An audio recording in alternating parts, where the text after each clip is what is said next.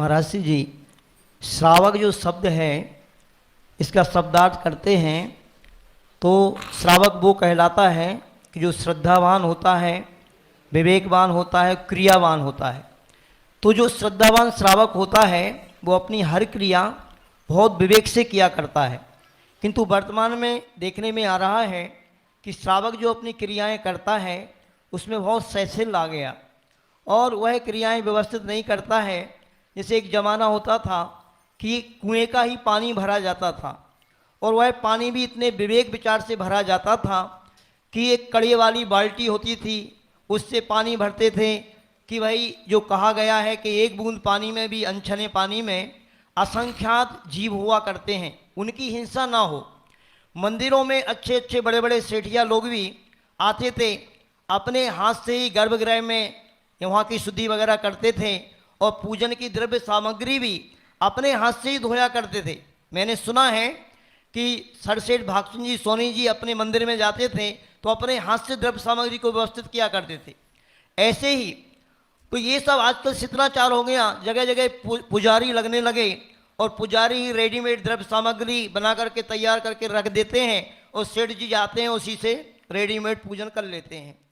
इसी तरीके से महाराज जी आहार दान में भी मैंने देखा है, सुना है अपनी आंखों से कि मुनि महाराज की जब आहारचर्या हुआ करती थी तो महिलाएं शुद्धि के साथ कुएं से जल भर करके लाती थी। घर में पशु हुआ करते थे तो उनके दूध वगैरह भी विवेक के साथ, शुद्धि के साथ निकलता था और उससे आहार बना करता था। तो इसका अनुभव भी किया है कि अपन लोग ऐसा आहार करके आते थे तो उससे बहुत विशुद्धि बढ़ा करती थी। आज आहार दान में भी शैथिल्य दिखाई दे रहा, लोग जैसे तैसे कैसे बना लेते हैं। बहुत से लोगों के तो आहार दान के भाव ही नहीं होते हैं, मन मार के यदि वो आहार देते हैं तो उससे विशुद्धि कैसे बढ़ेगी। महाराज श्री आपसे यही निवेदन है कि ये क्रियाएं यदि श्रावक अथवा तद्वा करता है तो उसको इनका लाभ सही मिलेगा और यदि सही करता है तो क्या लाभ मिलेगा, इसके आप समाधान करें जिससे इनको सही दिशा मिल सके।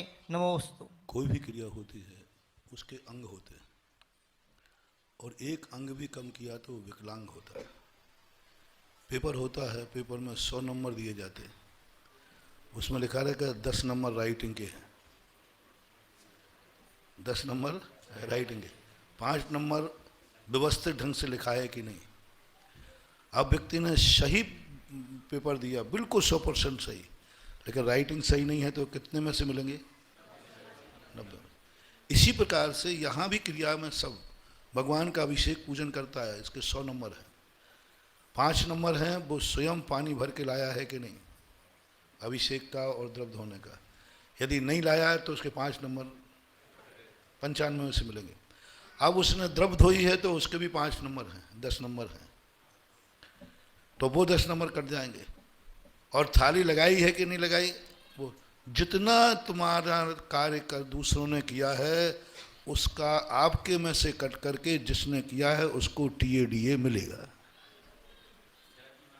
और तुम्हारे में से कटेगा। जितना करते जाओ, जितना करते जाओ, आप कम करते जाओ, अंत में जाकर के पूजा करने का मात्र 5 नंबर है।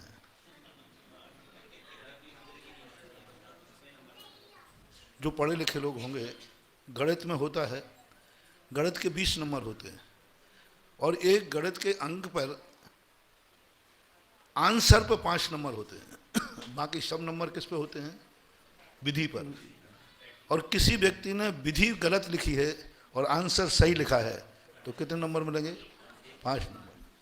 और किसी व्यक्ति ने आंसर गलत लिखा और विधि सही लिखी तो 15 नंबर। आपको कौन से नंबर चाहिए? आपने पूजा की है लेकिन कुछ नहीं किया, ओनली 5 नंबर मिलेंगे। जाओ ले लिया ना, लगी लगाई मिली, उठाया, ओम रीम होदा के चंदन धन, 5 नंबर ले लो। एक एक क्रिया के अंत हैं। आहार देने के 5 नंबर हैं। अब आहार क्रिया में सामग्री तुम कहाँ से लाए, शुद्ध है कि नहीं, उसके नंबर। वहाँ के बाद तुमने चौके की शुद्धि की है कि नहीं, सफाई की है, उसके नंबर। पानी तुम भर के लाए हो, उसके नंबर। पानी कैसे छाना है, उसके नंबर है। पानी कैसे छाना, पानी छानने के बाद बनाया कैसे, किसने बनाया, उसके नंबर। सबके नंबर अंत में जाकर के आप माँ धोती दुपट्टा पहन के आए तो 100 नंबर में से 95 तो गए टीएडीए में और 5 नंबर मन शुद्धि, वचन शुद्धि, काया शुद्धि, ये लो। और बाहर वाला जो धमाल चौकड़ी किया उसके तो नंबर 1-2 नंबर मिल जाएंगे। हाँ, अंग हैं ये, किसी भी कार्य के अंग होते हैं, पार्ट होते हैं, इतने पार्ट, उनके सभी पार्टों को करोगे तब क्रिया पूर्ण मानी जाती है। यदि हमने पूर्ण क्रिया नहीं की तो जितने अंश में, बिल्कुल मत समझना कि अपन तो बाद में जाते हैं सब लगी हुई थाली मिलती है, बहुत बड़ा घाटा कर रहे हो, बहुत बड़ा घाटा। आपने महाराज को आहार दे दिया, आप देखना, सपोज कर रहा हूँ, बहुत अच्छा उदाहरण दे रहा हूँ, आपने आहार तो दिया पक्का है, लेकिन जब महाराज पड़गाहन हुआ था उच्चासन नहीं दिया। उच्चासन आता ना भक्ति में। अब तुम कहोगे महाराज मैंने आहार दे करके गया और मेरा प्रमोशन नहीं हुआ, मैंने आहार खूब दिए, आहार तो दिए लेकिन उच्चासन तो कभी दिया ही नहीं। उच्चासन नहीं दोगे तो तुम्हारा प्रमोशन भी कभी नहीं होगा। अब मात्र अकेला तुमने नवदा भक्ति में उच्चासन नहीं दिया, उससे तुम्हारा कितना नंबर कट गए, आपका प्रमोशन नहीं हो रहा है, आपकी बढ़ोतरी नहीं हो रही है, आपका मान सम्मान नहीं हो रहा है, क्योंकि आपने आहार तो दिए हैं लेकिन कभी मुनिराज को उच्चासन नहीं दिया। अब आहार देने जब शुरू हो गए उस समय आओगे तो कभी उच्चासन दे पाओगे? उच्चासन तो कब हो गया है? अब आहार देते समय महाराज जी उच्चासन बढ़ा दिए, अब तो कह ही नहीं सकते, गड़बड़ हो गया। तो ये है, यानी एक एक भक्ति का अलग अलग नंबर होता है, इसलिए पूरी भक्ति करना चाहिए। मंगलाष्टक जब मैं समझाता हूं तो जो व्यक्ति कहते अभी तो मंगलाष्टक चल रहा होगा, समझ लेना उसने सगुन को खत्म कर दिया। मंगलाष्टक यानी सगुन, शुभ। वो पूजा तुम्हारे लिए शुभ होना थी वो तो तुमने किया ही नहीं। हाँ, अभी तो मंगलाष्टक चल रहा है। मंगलाष्टक में शामिल नहीं होने का अर्थ है शरीर के सारे अंग ठीक हैं लेकिन सिर नहीं है, मंगल खत्म हो गया। फिर उसके बाद आता है कि विनय पाठ नहीं है, विनय पाठ में तो सारी हमारी संकल्प शक्तियां भरी पड़ी। फिर हमारे अभिषेक पाठ के एक एक श्लोक पर नंबर है। अभिषेक के कौन से श्लोक पे आप शामिल हुए हो? श्रीमन तामर शिरस्तर रत्न दीप्ति, पहला श्लोक छोड़ दिया, कितनी ताकत थी उस श्लोक में। वह श्लोक पढ़ने के बाद व्यक्ति मंदिर में है और घर में सूतक लग गया, उस व्यक्ति को सूतक नहीं लगेगा।